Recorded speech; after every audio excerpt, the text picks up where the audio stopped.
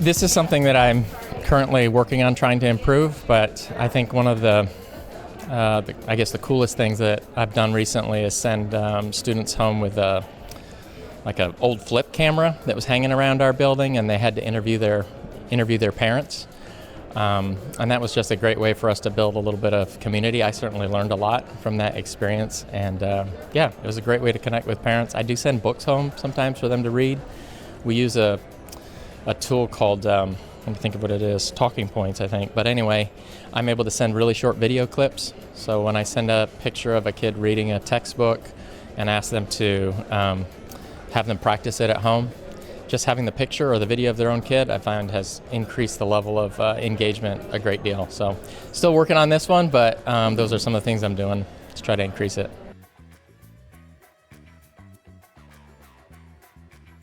Face-to-face contact as much as possible. So being available, whether that's being out front of the school to welcome them and their students, being at after-school programs, having that face-to-face contact makes them feel more comfortable to communicate, and planning events that gets the community together. So connecting with families, I definitely make the first effort to call and just introduce yourself, because sometimes they don't even know who you are, how you can help them. So just making that first contact, that way they know if they need help that you're also another resource at the school. I'm thankful I live in a small school district, so I get to see my families on a regular basis.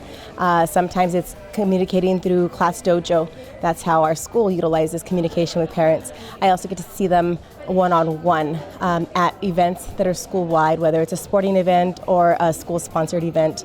I see them. I get to participate in the parent-teacher conferences, and then just being able to talk to them one-on-one, calling them to come on in, hey, let's chat about your kiddo. So that's been my method of being able to engage with parents and let them know what's going on in our classroom. And aside from the formalities of letters going home, my parents and I are pretty close, and knowing what's happening in our classroom, what their students are learning, that's been imperative for providing instruction and supporting the families. So, great question.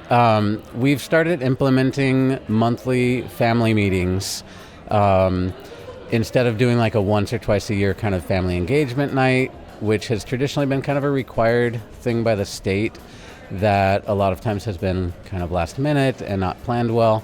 From one of the other fellows, we got the idea of do something regular, do something that's not as intensive, and just to get to know the parents, build that community. And so we're starting that this year and excited to do it. Again, kind of going back to that positive outreach approach. Little phone calls home. They don't always have to be negative, right? Talking about things students did wrong. I think just having several connections throughout the school year, not just waiting to call on families when there's a problem, but having a way to reach out to them to show them that there is successes in the students' daily learning as well. Well, you really have to go to families, particularly when you have parents of multilingual learners. It's not uncommon that they don't feel as involved in the school culture as sometimes the parents of non-multilingual teachers do. I mean, not a hard and fast rule, but definitely, you want to go out there to them and talk to them and just make sure that, establish that relationship. Don't assume that because they aren't coming to you as often as other parents might be, that they're not interested or they're not involved.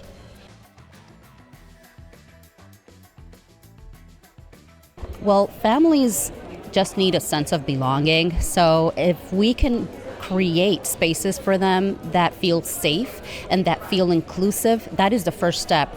And, as far as actual communication goes, we try different means like Parent Square or just a simple phone call that goes a long way, just, talking great and wonderful things about their students, and just create that really safe line of communication through all means that are possible.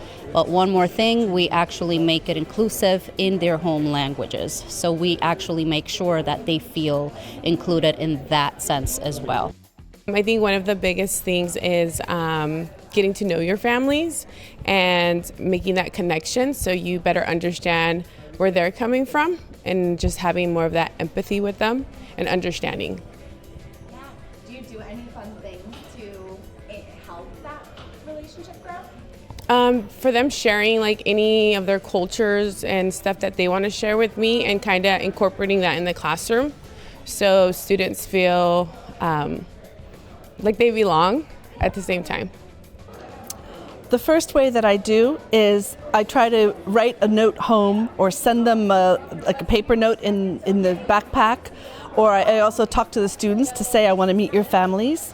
We have afternoon or morning coffee get-together, tea get-together, where we try to actually help the families to connect with one another. Another thing that I do is I really pay attention to the news in the world. I'll often search for what's going on in the home countries of the families that I have, and when I say something to a student about something that's happened that may not be in our mainstream news, I can see their eyes kind of light up because they know I'm paying attention and I know where some of their joys and concerns may be. For example, maybe their country's playing in the World Cup, or maybe there's been some big rainstorm or something. So those are little very personal ways that I try and make connections with students and their families, and so far it's worked out really well. Thank you.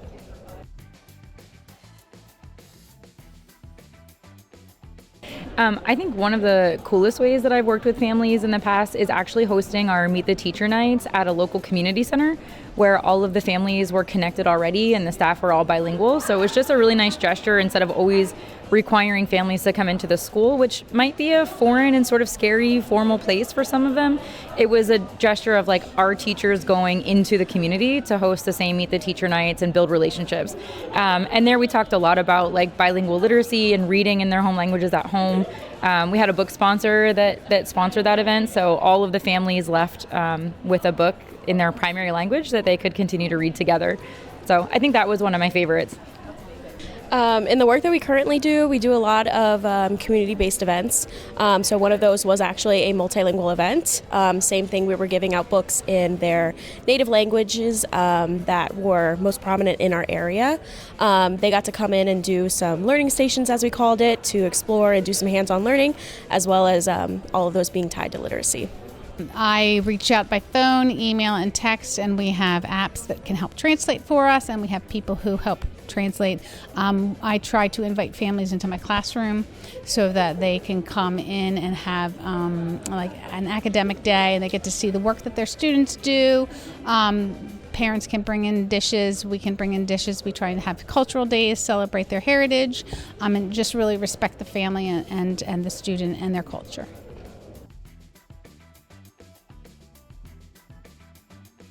I am an MLL person myself, so I think of my own kids and the struggles that they have gone through, and my nervousness and how I feel when I have to walk into their schools. So that's how I reflect and kind of change my mindset to connect with families. And so instead of talking to the families, I ask families what they want to share. So building those connections, using the knowledge and the plethora of all the can-dos that the families can bring to our school. I highlight them, and I have like monthly coffees at our school that I started 2 years back. And through them, the families have now found a space and like a voice to share their knowledge, but also to ask questions to the staff, to the district, to the city, and for the students to see their parents actively involved in the school, and seeing the parents' words all around the school has given them the confidence, where I hear students who never spoke before will point and say, I see my language, or that's my mom, or that's my aunt, has made those connections for others to see those students as leaders and as people who have a lot of knowledge, even if they might not be proficient in English. And I think those connections and those spaces of trust and giving them the empowerment has enabled the students to grow, because now they are like, we are actually part of the decision making, and our parents are part of, and they are seen and heard. So in our building, we started something last year called McCullough's Got Goals Night. And so what we do is after every benchmark assessment, so 3 times a year, we invite parents in the evening to, we give them a copy of their students' benchmark reports, and then we show them how to read each of the reports and show them what each of the different numbers mean. And then we also provide childcare so the kids can come, they can play and do activities. We also provide dinner at the end. And we also, within the parent meeting, give them strategies that they can do at home so that they can help their kids grow, not just in the classroom, but outside as well. So helping with ML students, ML families in general, correct? I think we have to start with the perception that parent involvement when it comes to ML families it may look a little bit different from what we are accustomed to. So it may not always be volunteering in the classroom or being part of a field trip. It may look different just because the way they may perceive parental involvement. So we just have to be, first of all, open-minded and being flexible to look at family involvement from a different perspective.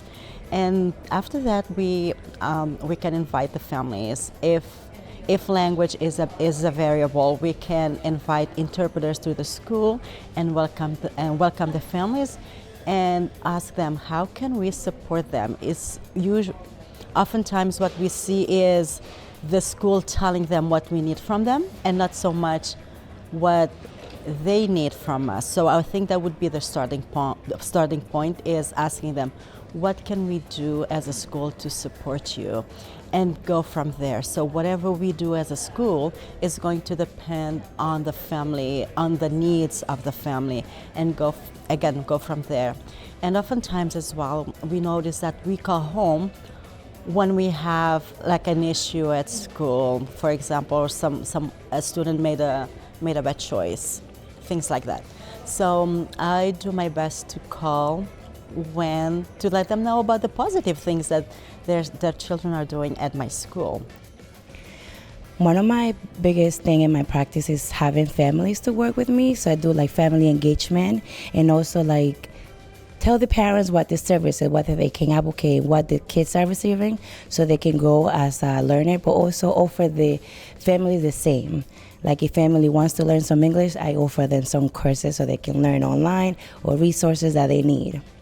So with families, it really is kind of learning a little bit more about just the culture of the families too, and really inviting them and getting them involved within school, because I kind of see that as a big aspect of student success is also having family success too with that. So, and understanding kind of the role and the importance that school and education has. So making sure that they're involved, that they're active and that they're participating in school events, but also engaging with their students in the classroom as well.